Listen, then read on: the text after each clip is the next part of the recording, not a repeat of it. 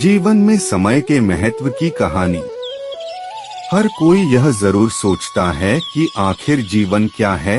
जीवन समय का वह पहिया है जिसमें इंसान हमेशा आगे चलते हुए अपने जीवन को व्यतीत करता है और फिर एक दिन अपने जीवन की सारी कमाई को यूं ही इस दुनिया में छोड़कर खाली हाथ चला जाता है। और फिर कुछ रह जाती है तो वह है यादें, और वही लोग याद किए जाते हैं जो अपने जीवन को दूसरों के लिए जीते हैं। जैसा कि आप भी जानते हैं कि जीता है हर कोई अपने लिए है, लेकिन वही लोग नाम कर जाते हैं जो दूसरे के लिए जीना जानते हैं। एक शहर में एक अमीर व्यक्ति रहता था। उस व्यक्ति ने अपना सारा जीवन पैसे कमाने ले लगा दिया था। उसके इतना धन हो गया था कि वह उस शहर को भी खरीद सकता था, लेकिन उसने अपने पूरे जीवन भर में किसी की भी सहायता नहीं किया। वह अक्सर पाने बैंक बैलेंस पर फूला नहीं समाता था। वह खुद के कमाए धन पर हमेशा गर्व महसूस करता था, लेकिन कभी भी इन कमाए हुए धन का इस्तेमाल अपने ऊपर नहीं किया। यहाँ तक कि उसने इन पैसों से कभी भी अपने मन मुताबिक कपड़े, भोजन या अन्य इच्छाओं पर खर्च नहीं किया। उसने सिर्फ अपने सारे जीवन पैसे कमाने में ही मस्त रहा, और इस तरह वह पैसे कमाने में इतना मस्त हो गया था कि उसे पता ही नहीं चला कि वह बूढ़ा हो गया है और जीवन के आखिरी पड़ाव पर आ गया है। और इस तरह एक रात उस व्यक्ति के जीवन का अंत निकट भी आ गया था और यमराज उसके प्राण लेने आ गए, जिसे देखकर वह व्यक्ति सहम गया। तब यमराज ने कहा, अब आपका जीवन का समय खत्म हो चुका है, अब मेरे साथ चलना होगा। जिसे सुनकर वह व्यक्ति सोचता रह गया और बोला, प्रभु, अभी तो मैंने अपना जीवन भी नहीं जिया है। मैं तो सिर्फ अपने काम करने में ही व्यस्त था। मुझे अपने धन दौलत का उपयोग करने के लिए कुछ समय चाहिए, जो कि इन संपत्ति को मैंने काफी वर्षों के मेहनत के बाद कमाया है।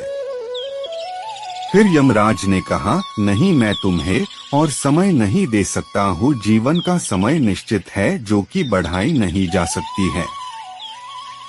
फिर उस व्यक्ति ने कहा, प्रभु देखिए, मेरे पास इतना धन है, आप चाहो तो इस धन का आधा हिस्सा ले लीजिए, लेकिन मुझे जीवन जीने के लिए 1 वर्ष और दे दीजिए। इस पर यमराज ने कहा, यह कदापि संभव नहीं है। फिर वह व्यक्ति बोला, प्रभु आप चाहो तो मेरे धन का 90% ले ले, लेकिन मुझे जीवन के लिए 1 महीने का समय दे दे। फिर यमराज का उत्तर नामे आया और फिर उस व्यक्ति ने कहा, प्रभु आप चाहो तो मेरे सारे धन ले लीजिए, लेकिन मुझे सिर्फ 1 घंटे और दे दीजिए। इस पर यमराज ने कहा, आप अपने जीवन के कीमती समय को धन से कभी खरीद नहीं सकते हैं। एक बार जो वक्त चला जाता है उसे किसी भी धन से वापस दोबारा नहीं लाया जा सकता है। इस प्रकार उस व्यक्ति जो कि अपने धन पर बड़ा अभिमान था, आज वह सब व्यर्थ लगने लगा था और इस प्रकार पाने जीवन के बहुमूल्य समय को यूं ही धन कमाने में बिता दिया था। आज वही धन इस समय को रोक नहीं सकते हैं। और फिर दुखी मन से पछताते हुए बोला, ठीक है प्रभु, जैसी आपकी आज्ञा, लेकिन मेरी आखिरी इच्छा पूरी कीजिए। जिसे यमराज ने स्वीकार कर लिया। फिर उस व्यक्ति ने अपने शहर वासियों के लिए एक पैगाम लिखा, मैंने जिस धन को कमाने के लिए पूरी जीवन को लगा दिया और आज वही धन मेरे जीवन के 1 सेकंड को खरीद नहीं सकते हैं, इसलिए आप सभी अपने जीवन के इस बहुमूल्य समय को जीवन जीने में बिताएं। और आप चाहे कितना भी कमा ले, लेकिन अपने जीवन के कीमती समय को कभी भी खरीद नहीं सकते हैं। जीवन भगवान का दिया हुआ वो बहुमूल्य उपहार है, जिसे दूसरों के लिए जीने में बिताए, तभी आप अपने जीवन को सार्थक बना सकते हैं। और इस प्रकार वह व्यक्ति जीवन के आखिरी क्षणों में जाते जाते सबकी आंखें खोल गया। जीवन भगवान का दिया हुआ वो बहुमूल्य उपहार है जो कि पैसे से खरीदा नहीं जा सकता है। इसलिए जीवन बिताने के साथ साथ जीवन को जीना भी चाहिए।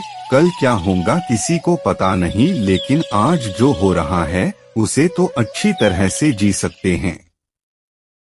एक इंसान अपने जीवन में चाहे कितना भी कमा ले और कितना भी बड़ा व्यक्ति क्यों न बन जाए, लेकिन कभी भी अपने बीते हुए जीवन के कल को वापस नहीं ला सकता है। इसलिए जीवन के प्रत्येक क्षण का आनंद ले और हमेशा खुश रहना सीखे, तभी आप अपने जीवन को सार्थक तरीके से जी सकते हैं। जैसा कि कहा भी गया है, जीवन बहुमूल्य है, इसे व्यर्थ न जाने दे। जीवन के हर पल को खुलकर जिए, तभी आप अपने जीवन से खुश हो सकते हैं। ईश्वर प्रतिदिन हम सबको 24 घंटे यानी 1440 मिनट देता है। जो मनुष्य इन 1440 मिनटों का सदुपयोग करता है, वह अपने जीवन को अपने इच्छानुसार बदल देता है। और जो लोग इन 1440 मिनटों को व्यर्थ के कामों में बर्बाद कर देते हैं, समय उनके जीवन को अपने इच्छानुसार बदल देता है। इसलिए आप इन 1440 मिनट यानी 86,400 सेकंड का ऐसे उपयोग करें जैसे एक गरीब मजदूर अपने मेहनत से कमाए हुए रुपयों का उपयोग सोच समझकर करता है, क्योंकि आपका आने वाला भविष्य कैसा होगा यह इसी बात पर निर्भर करता है कि आप अपने वर्तमान समय को कहां और कैसे उपयोग करते हैं।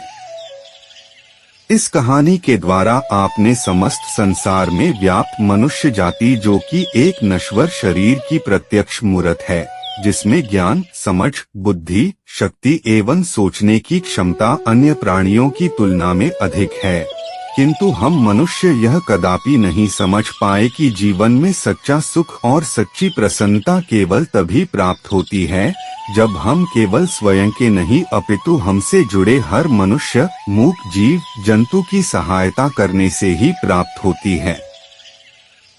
हम संपूर्ण जीवन में जो धन अर्जित करते हैं वो हमारे अंत समय में किसी काम का नहीं होता है, परंतु हमारे द्वारा संपूर्ण जीवन में जो धर्म, पुण्य एवं लोगों के द्वारा दी गई दुआएं ही हमारे अंत समय में काम आते हैं।